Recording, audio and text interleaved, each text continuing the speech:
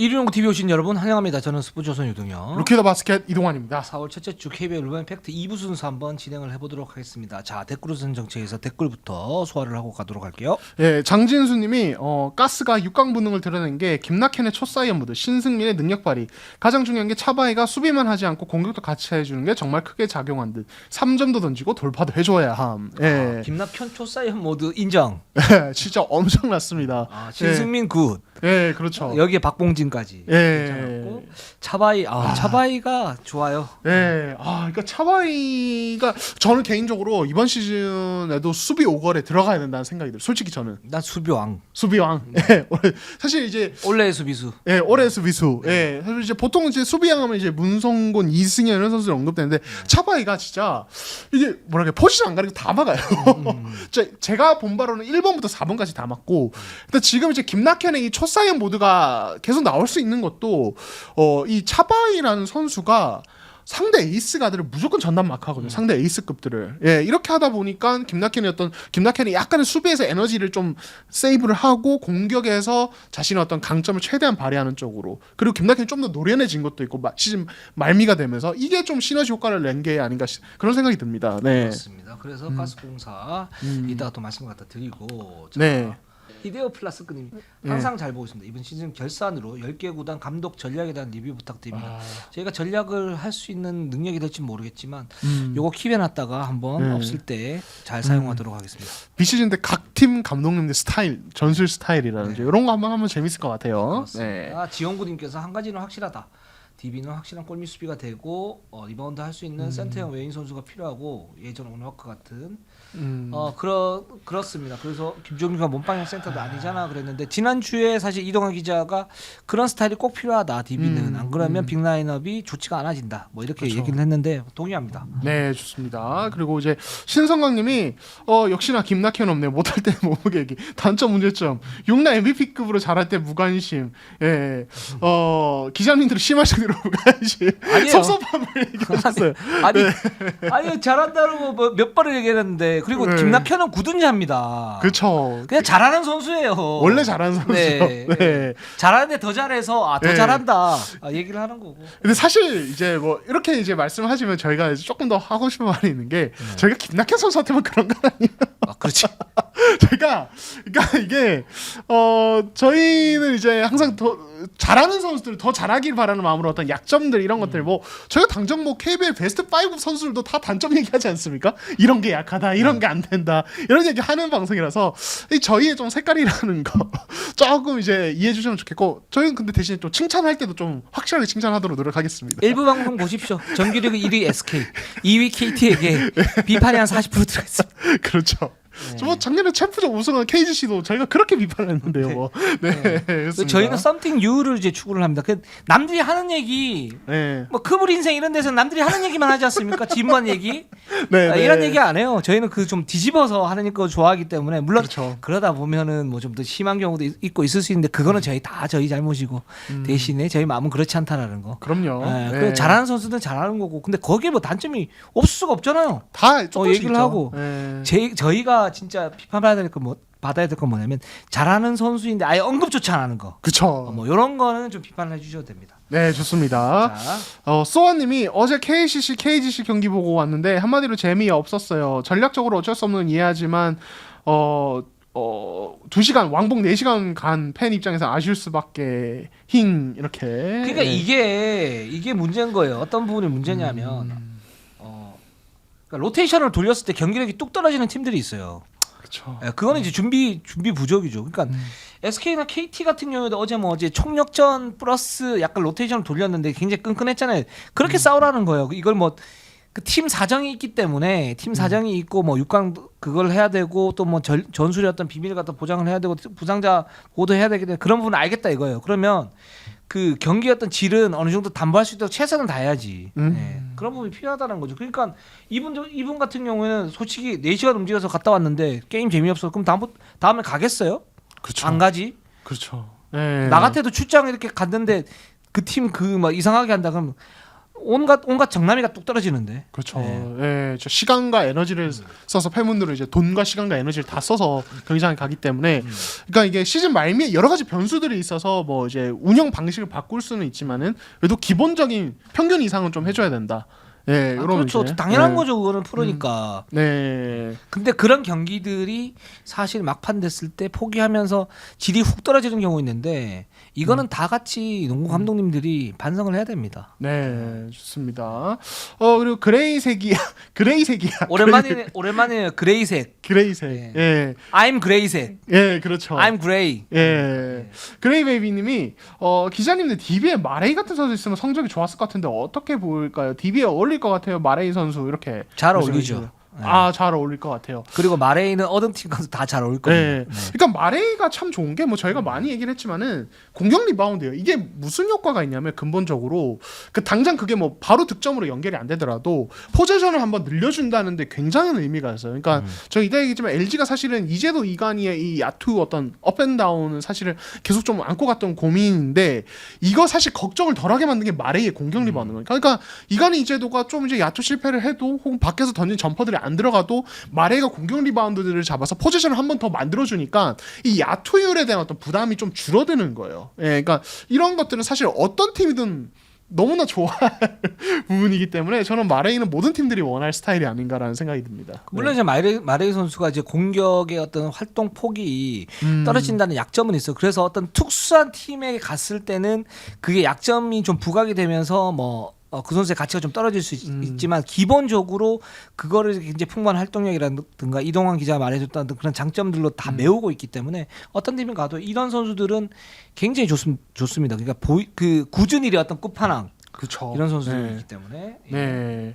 자, 그러면 이제 DB로 한번 네. 가보도록 하겠습니다. DB 22승 31 현재 8위고요. 네, KCC 79대 85로 패했습니다. 이제 뭐 6강이 이제 탈락됐기 때문에 이제 로테이션을 돌리면서 어떤 이제 향후를 좀 어떤 준비를 하는 단계로 가고 있습니다. 네, 네. 그렇습니다. 지금 로테이션을 또 돌리고 있는데 근데 끝났는데 가드진의 방향성이 좀 불투명해요. 예를 들어서 나카무라 타이치가 성장을 했다든가 네. 정호영이 좀 더 성장을 했다든가 이준이 이용호가 성장을 했다 그러면 그래도 다음 시즌은 이렇게 가면 되겠다라는 어떤 계산이 나오는데 지금 계산이 안 되는 그런 상태예요. DB가. 그러니까 그렇죠. 허웅은 어느 정도 재발견이 됐는데 이 허웅의 재발견만으로는 한 2% 부족한 게 지금 DB 가드진의 현실이죠. 네. 그러니까 이번 시를 통해서 그러니까 뭐 로테이션 이제 아무래도 아직 어린 선수들 보니까 다 기용을 하면서 로테이션 풍부하게 돌릴 수 있지만 그 와중에 옥석이 가려졌어야 됐는데 네. 옥석이 안 가려진 채로 시즌이 끝난다는 게 되게 조금 아쉬운 것 같아요. 그러니까 이 친구는 좀 더 기회를 줘야 되거나 이 친구는 우리가 키워야 되거나 이게 판단이 섰어야 되는 것 같은데 안 섰죠. 네. 그렇죠. 그러니까 허웅이 예를 들어서 허웅은 이제 스코어러입니다. 근데 스코어러기 때문에 게임 리딩적인 어떤 측면에서 좀 떨어져요. 그런 부분이 있어요, 사실. 그렇기 때문에 빅 라인업이 뭐라 그래야 되나 이제 효율성이 확 올라오지 않는 거고. 그러니까 허웅의 문제가 아니고 거기에서 그러면 또 다른 가드가 필요하다는 얘기거든요. 가드나 아니면은 컨트롤 타워 역할을 할 수 있는 선수가 필요하다는 얘기거든요. 이 선수 그러니까 나머지 선수가 박찬희는 공격에서 문제점이 있고 그다음에 이용호, 이준희, 정호영은 게임 리딩, 뭐 득점 또는 강력한 활동력을 통한 수비, 정성호 같은 타입 이런 부분들이 아니고 고만고만하기 때문에 그렇죠. 문제가 좀 생기는 거죠. 네, 그렇습니다. 그래서 이 부분에서 사실 정돈이 안 된 채로 지금 허웅이 또 FA가 되고, 그렇죠. 이거 일단은 허웅 무조건 잔류를 시켜야 되는데 네. 이 선수가 이번 시즌에 좋은 모습 보면서 시장가가 올라가 있기 때문에 네. 네, 어떻게 될지 좀 봐야 될 것 같습니다. 네. DB 셀러리 캡이 제가 알고 있기로는 그렇게 이제 그렇게 많지 않은 걸로 알고 있어요. 그러니까 이제 허웅이 FA로 풀린다 그러면 뭐 많은 팀들의 러브콜이 오지 않겠습니까? 뭐 그래서 DB도 잡아야 되는데 문제는 몸값이 올라갔을 경우에 과연 이거 DB가 감당을 할 수 있겠느냐. 그리고 만약에 감당해서 잡는다고 해도 그러면 선수단의 어떤 대대적인 개편이 또 이루어질 수 있는데 그러면 허웅만 잡아서는 그러면 DB가 지금 가드진이 문제점이 해결이 되겠느냐. 저는 그건 아니라고 본단 말이죠. 그렇죠. 그랬을 경우에는 이 DB가 호응을 FA로 잡아야 되는데 잡았을 경우에 어떤 문제점이 생길 수 있는 그런 딜레마가 발생을 할 수도 있다라는 생각이 좀 듭니다. 네, 그렇죠. 일단 셀러리 캡이 뭐 소프트 캡 제대로 바뀌었다고 해도 실질적으로 이제 뭐 거의 하드 캡처럼 많은 팀들이 쓰기 때문에 25억 한도 내에서 그런 상황에서 이제 다른 선수들이 연봉을 정리하는 과정에서 어떤 전력 누수가 발생을 할 수도 있는 거고 네.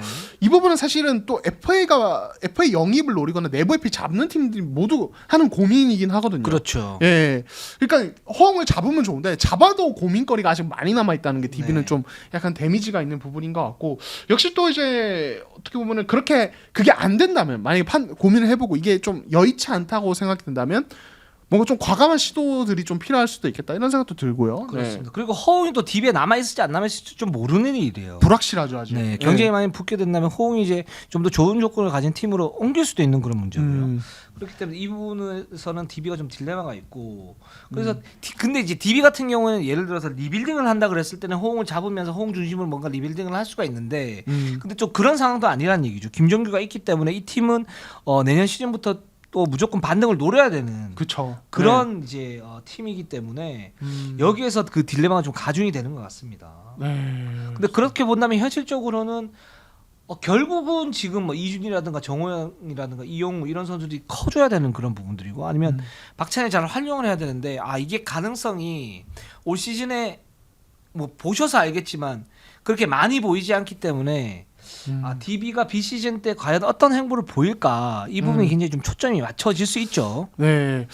저는 되게 중요한 이슈가 뭐라고 생각하냐면 아까 뭐 이제 외국 선수 얘기랑도 연관이 있는데 산성을 좀 재건을 해야 될 것 같아요. 그러니까 네. 지금 뭐냐면 그러니까 사이즈 좋은 선수들 모아놨죠 지금 뭐 근데 보면은 사실 김철욱도 또 FA고 외국 선수도 지금 사실 이번 시즌 내내 경쟁력이 좋지 않았고 그러니까 DB가 키는 큰데 여기저기 보수해야 될 곳이 되게 많은 산성이라는 생각이 들어요.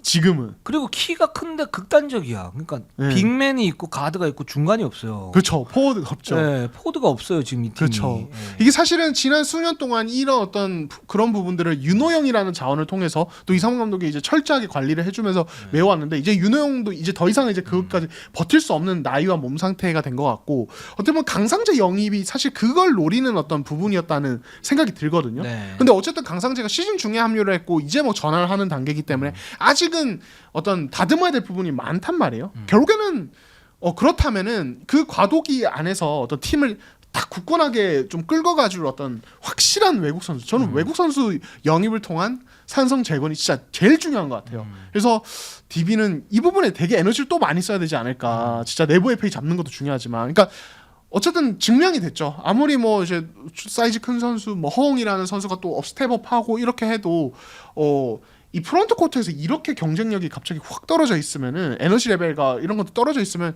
이 팀은 이도저도 아닐 수 있겠구나라는 게 이미 뭐 후반기 통해서 증명이 됐기 때문에 이 부분에 좀 초점을 맞춰야 되지 않을까 저는 그런 생각이 그렇습니다. 들어요. 정통 빅맨이 좀 필요한 시점이 또 특이하게 DB는 그런 상황인 것 같습니다. 자, LG로 한번 가보도록 할게요. 네, LG 24승 29패 7위고요. 네, 이 KCC전에 덜미를 잡히면서 6강 탈락이 확정이 됐습니다. 네.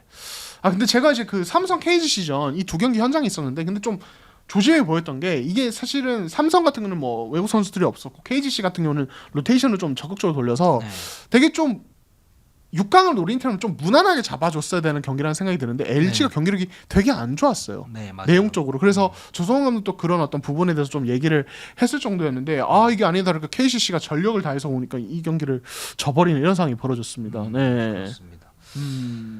일단 LG는 젖잘싸 시즌이었죠. 그렇죠. 네, 접전 패배도 많았고 특히 시즌 초반에 그렇게 해서 진 경기가 많았고 그렇게 누적이 된 패배가 결국에는 어떤 6강 경쟁에 좀 데미지를 준 것 같고 그리고 시즌 개막전에서 김준일이 다치면서 어쨌든 뭐 김준일이라는 선수가 뭐 가진 장단점과 별개로 플랜이 좀 한번 꼬였죠 일단 스타트를 할 때. 그렇다 보니까 그 4번 자리 메우는 부분에 대해서 고민이 많았고 나중에 이 마레이의 어떤 위력 그리고 끈끈한 수비능과 힘을 발휘하면서 치고 올라왔는데 결국엔 또 거기서 좀 뭐 어떤 공격력의 한계라는 이런 것도 절감했고 되게 다사다난한 시즌이었다는 생각이 들어요. 정리를 맞습니다. 하면은 일단 네. 그 뭐 장점만 이렇게 보면 음. 이제도 이관이 라인을 갖다가 세우면서 그 LG의 고질적인 문제였던 꼬꼬마 라인이 해체가 되고 그래도 코어가 만들어졌다. 여기에 마레이까지 그리고 이승우의 재발견. 그러면서 LG가 그동안 어떤 그 팀 컬러가 정말 불분명했었는데 지금은 끈끈한 수비 농구를 하면서 뭔가 맞받아칠 수 있는 어떤 힘이 있다라는 걸 증명했죠. 그러면서 김준영이 만약에 돌아오게 되면 빅맨 토종 빅맨의 어떤 약점 이 부분은 좀 사라지게 되는 거고 대신에 이제 윙맨진을 어떻게 좀 재건을 하느냐 이승우 중심으로 재건을 하느냐 여기서 한 명을 또 더 데려오느냐 이 부분이 좀 남아 있죠. 네, 그렇습니다. 그러니까 이 윙자원 쪽에 어떤 경쟁력을 좀 업그레이드하는 게 중요하고 이게 뭐 드래프트라든지 사실 뭐 현실적으로 드래프트에서 갑자기 이거를 보강 확 하기 쉽지 않지만 아니면 좀 이적 시장에서 좀 에너지 레벨 높은 윙이 한 명 더 보강이 됐으면 좋겠어요. 이미 정말 다행스러운 게 말씀하신 대로 이승우라는 자원이 너무 좋은 가능성을 처음부터 보여줘서 이 선수가 또 스텝업을 하면서 그 윙 자원이 하나 더 보강된다면 사실 LG의 이 퍼리미터 라인의 어떤 수비적 견고함은 되게 10개 구단 중에서 되게 확실해질 수 있겠다는 생각이 저는 들더라고요. 네.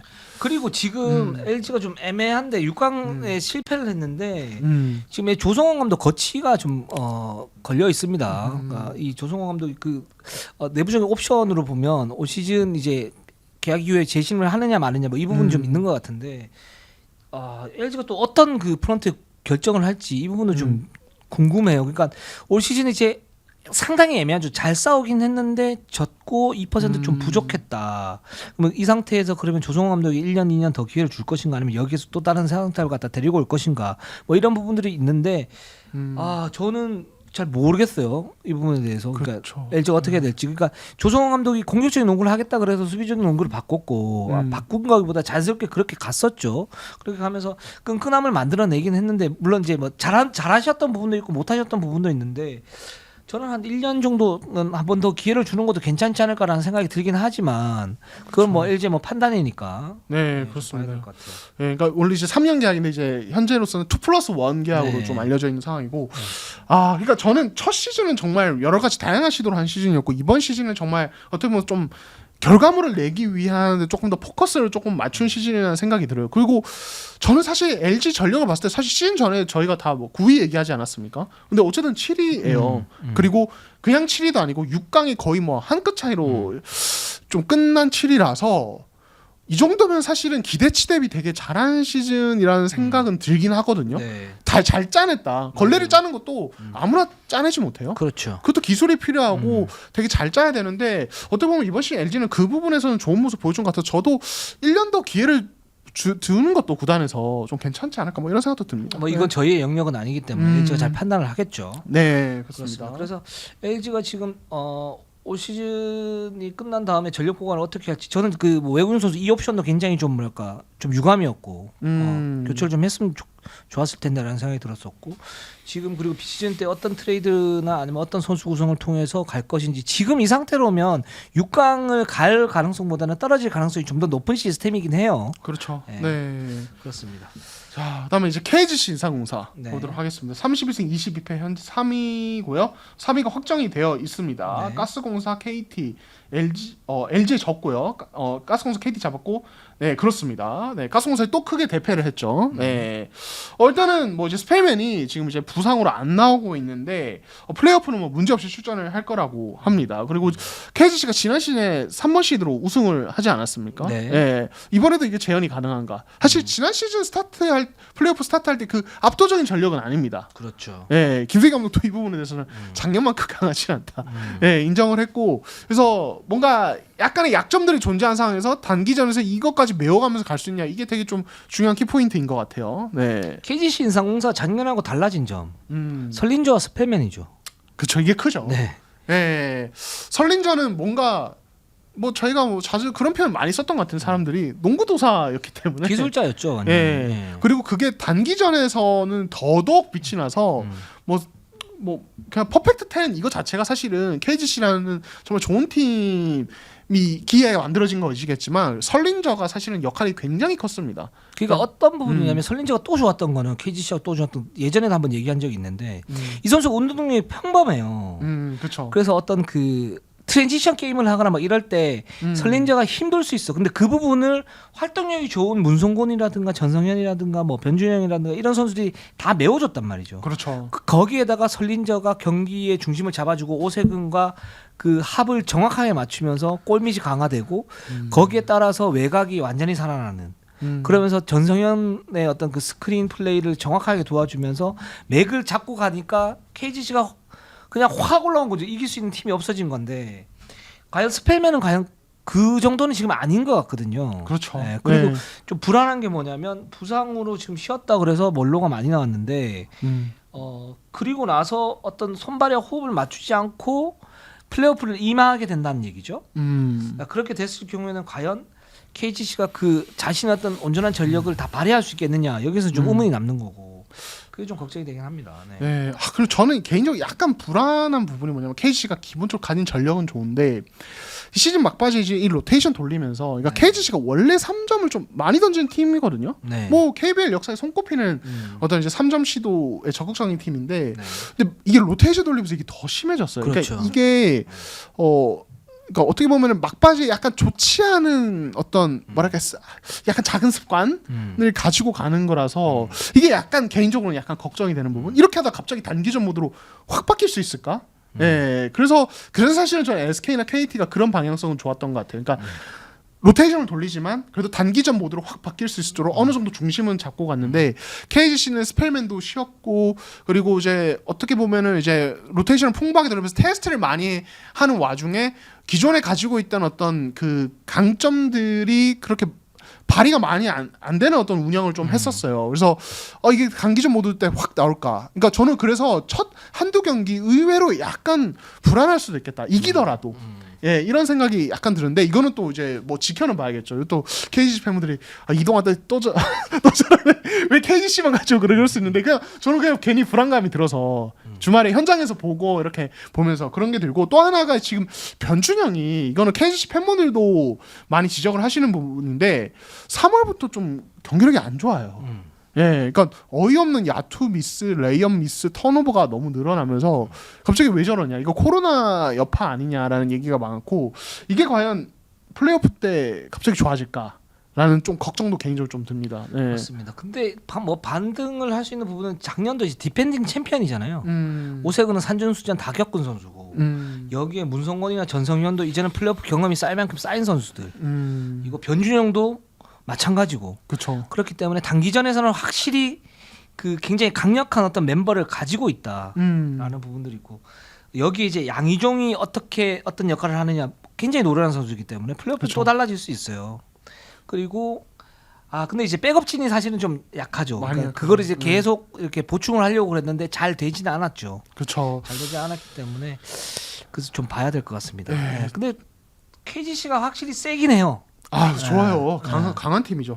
저는 단기전에서는 오히려 오세근이 되게 중요할 것 같아요. 맞습니다. 저는 개인적으로는. 네. 예, 작년 플레이오프 때도 사실 뭐 설린저가 굉장히 너무 잘했고 뭐 전성현도 정말 무서웠지만은 오세근이 이제 그로 인해서 파생되는 이점들을 너무 잘 만들면서 사실 네. 상대 팀들이 알고도 못 막는 수준으로 페인트존을 그냥 씹어 먹었어요. 사실. 그렇죠. 그러니까 이게 약간 힘 안 들이고 그냥 득점을 다 만들어 버리니까 이게 상대들이 오세근을 막느냐 전성현을 막느냐 아니면 설린저를 막느냐 여기서 3자택일 해야 되는데 이게 3자택일 해버리면은 나머지 둘 쪽에서 다 터지니까. 그 오세근이 작년에 잘할 수 있었던 거 그리고 그 지금의 어떤 그 기량을 이렇게 보면 운동량이 좀 떨어지긴 했어요. 근데 그 노련함과 그 기술로 특유의 기술로 상대를 압도하고 있는 건데 근데 그렇게 되기 위해서는 예를 들어 설린저라든가 전성현이라든가 이런 선수들이 뭐랄까 스트레치 혹은 그래비티를 살짝 줘야 돼요. 그래서 공간을 만들어줘야 되거든요. 맞아요, 오세근에게. 맞아요. 그랬을 경우에 오세근이 처리할 수 있는 능력이 골밑에서 했던 1대1 포스트업 1대1 또는 미드레인지 정확한 점퍼 이런 것들로 할 수 있는데 그리고 수비에서의 어떤 부담감을 좀 덜어줘야 돼요. 이제는 오세근한테 오세근 좀 덜어줘야 되는데 근데 스펠맨이 만약에 짜여 있다 그렇게 되면 오세근에게 그런 이제 스페이싱을 놔줄 수 있는 그런 시스템을 과연 만들 수 있을까?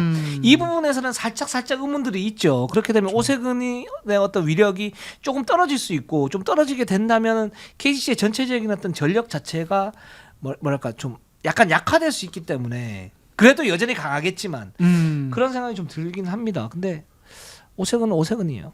네. 그렇죠. 네. 그러니까 안 그래도 김승희 감독님이 그 얘기를 하시더라고요. 어제 대구에서 이제 6강 플레이오프 때 제일 기대하는 선수가 누구냐 제가 여쭤봤는데 전성현 얘기를 하시더라고요. 근데 저는 당연히 3점이 워낙 좋으니까 어떤 슈팅적인 부분에서 어떤 모멘텀을 가져오는 부분에서 얘기를 하실 줄 알았는데 감독님이 어떤 얘기를 하시냐면 전성현이 본인이 경기를 할 때 자기가 득점이 안 되거나 슛이 안 터지면 되게 스스로 힘들어하는데 네. 전성현은 그게 중요한 게 아니다. 그러니까 그렇게 하면서 수비를 끌고 다니면서 말씀하신 그래비티 그러면서 다른 쪽에서 파생이 굉장히 많이 되는 선수다. 그래서 본인이 그런 부분에 너무 신경 쓰지 말고 단기전 때 그런 식으로 좀 게임을 풀어가줬으면 좋겠다라는 얘기를 하시더라고요. 그러니까 직접 득점이 아닌 진짜 뭐 NBA에서 커리나 클레이 탐슨이 수비 한두 명씩 계속 최소 1.5명을 끌고 다니는 것처럼 전성현이 그런 역할을 해줘야 된다고 강조했고 사실 그를 통해서 이제 살아나는 게 사실 오세근이거든요. 그리고 KGC가 어떤 단순히 어떤 야투를 2점과 3점으로 나눴을 때 3점은 워낙 뭐 적극적인 팀이니까 논외로 하고 2점을 어떻게 맞느냐를 봤을 때 사실 두 가지거든요. 하나는 오세근, 또 하나는 그 어떤 스틸을 노리는 걸 통해서 어떤 트레이션 역습 득점 빠른 이제 득점인데 그렇기 때문에 전성현의 역할이 역으로 되게 중요하다. 3점 2점을 잘 만들기 위해서 오히려 전성현이 되게 중요하다는 어떤 좀 생각이 들어요. 네. 그렇습니다. 그래서 KGC가 좀 플레이오프 때 지금은 사실은 6라운드는 좀 뭔가 쉬어가는 느낌이 있는데 쉬어가는 느낌인데 거기서 언뜻 뭔가 보여주면 훨씬 좋을 텐데 그렇죠. 그러지는 않았었고 그래서 플레이오프 때 완전히 또 트랜스포머처럼 바뀔 수 있는 그런 팀이니까 그렇죠. 이 팀 좀 지켜봐야 될 것 같습니다. 좋습니다. 네. 자, KCC로 한번 가보도록 하겠습니다. 예, 21승 32패 9위고요. 뭐 이제 디비전 잡았지만 가스공사 졌고 이제 LG전에서 이제 고춧가루를 제대로 뿌렸습니다. 이게 사실 팬분들 사이에서 굉장히 화제가 많이 된 고춧가루 뿌리기였어요. 이게 왜냐면 그렇죠. LG는 이제 남은 경기 다 이기고 봐야 되는 상황이었는데 이게 또 이제 LG와 KCC는 독특한 관계가 있지 않습니까? 이간이 이제 이 라이벌리 때문에 그리고 어제 KCC가 진짜 전력을 다해서 했고 LG의 덜미 LG 팬분들에게 마음 아픈 상황이지만 그렇게 되면서 화제가 되게 많이 됐습니다. 예, 그렇게 되면서 덜미 잡았고 일단 이 팀도 이제 좀 미래를 보고 이제 가야겠죠 이제부터는. 네. 그렇습니다. 이 팀이 지금 리툴링을 좀 해야 되는 그런 시점이 됐어요.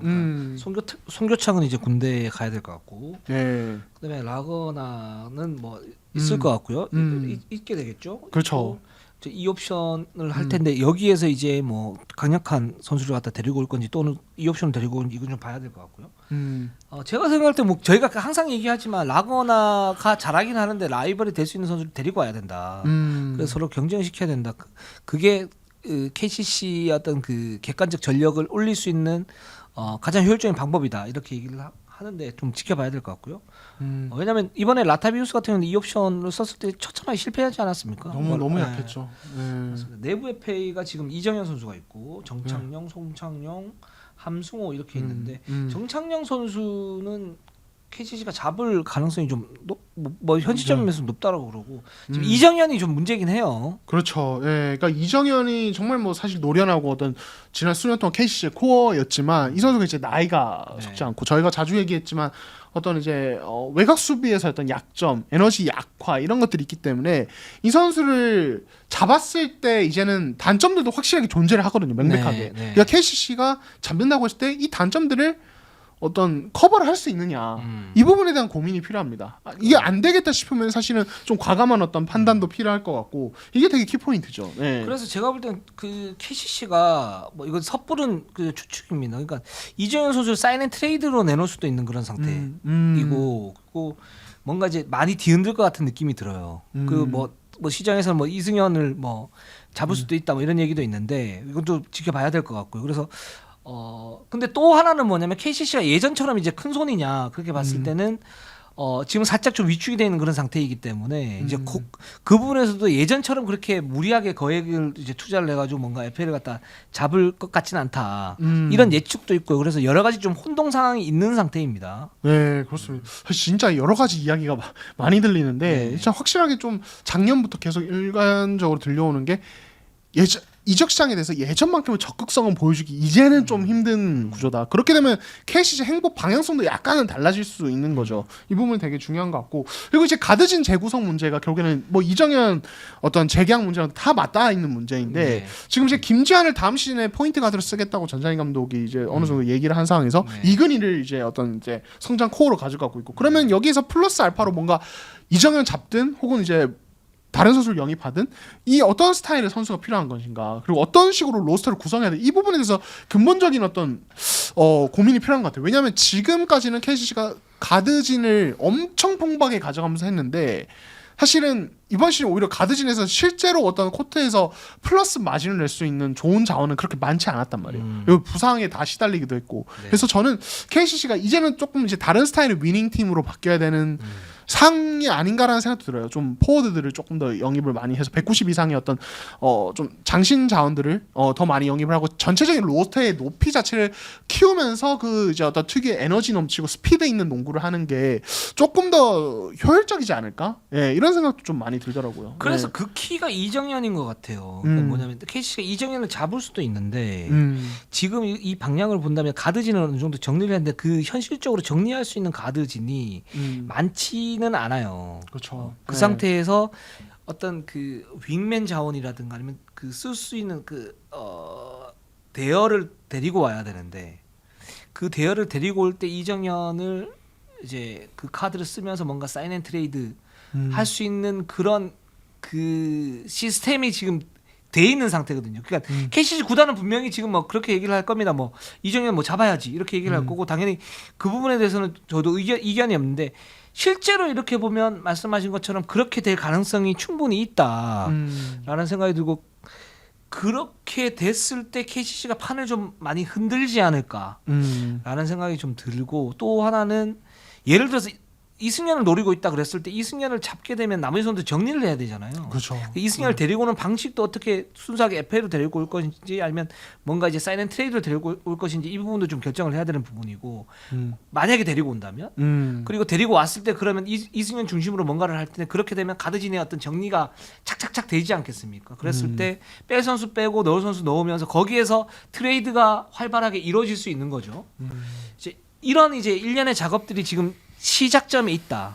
KCC는 그런 생각이 듭니다. 그렇게 됐을 때 외국인 선수를 예를 들어서 저는 라거나를 투입하고 이 옵션을 뭐 예를 들어서 라타비우스를 넣었을 때는 올 시즌은 약간 좀 시행하는 느낌이 있긴 했어요. 근데 우승에 시동을 건다. 그랬을 때는 말씀하신 것처럼 뭐 1옵션을 데리고 와서 이제 경쟁을 하면서 극대화시킬 수 있는 거죠.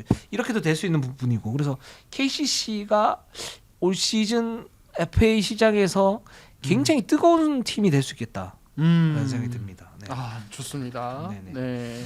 자 그리고 한국가스공사를 한번 가보도록 할게요. 네, 가스공사 26승 27패 현재 6위고요. 네, 6강을 드디어 확정을 지었습니다. 네, 지금 아직 5, 6이 결정이 안 나는데 아까도 말씀드렸다시피 오리온이 이제 5위가 그래도 가능성이 높기 때문에 현재로서는 6위를 해서 KGC랑 맞대결을 좀 펼칠 수 있는 상황이고, 근데 이 팀이 이제 6강행은 확정을 했는데 아직도 뭔가 완전 개운한 상황은 아니에요. 6강 플레이오프에서 경쟁력이 있을까?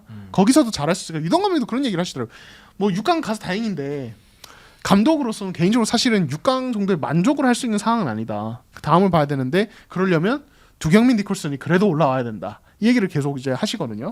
아니 한국가스공사는 올 시즌에 무슨 미션이 있었던 것 같아요. 제가 볼 때는. 미션. 6강 진출. 그러니까 두경민이 저는 좀 이해가 안 갔던 게 시즌 초반에 두경민이 부상 재활 치료를 하면서 뛰었었잖아요.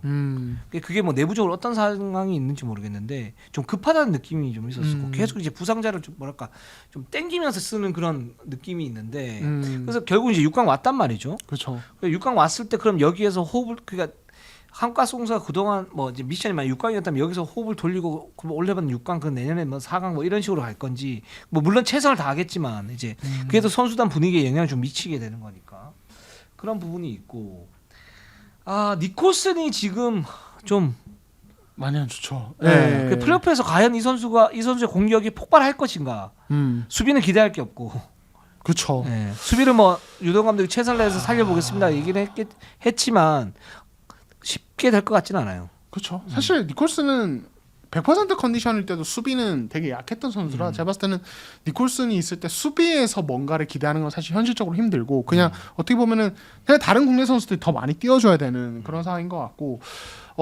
결국에 진짜 말씀하신 대로 공격에서라도 이 폭발력을 가져갈 것인가. 그러니까 한 30점 넣어주면 그래도 마진은 생깁니다. 네. 예, 근데 지금 이제 시즌 말미에 니콜슨이 다득점을 하는 상황들을 봤을 때를 보면은 대부분 그냥 매치업 자체가 안 맞거나 상대 팀들이 뭐 어떤 니콜슨에 대해서 압박을 강하게 하지 않거나 혹은 수비 실수가 많이 나오고 이런 상황이 사실 많았어요. 그리고 네.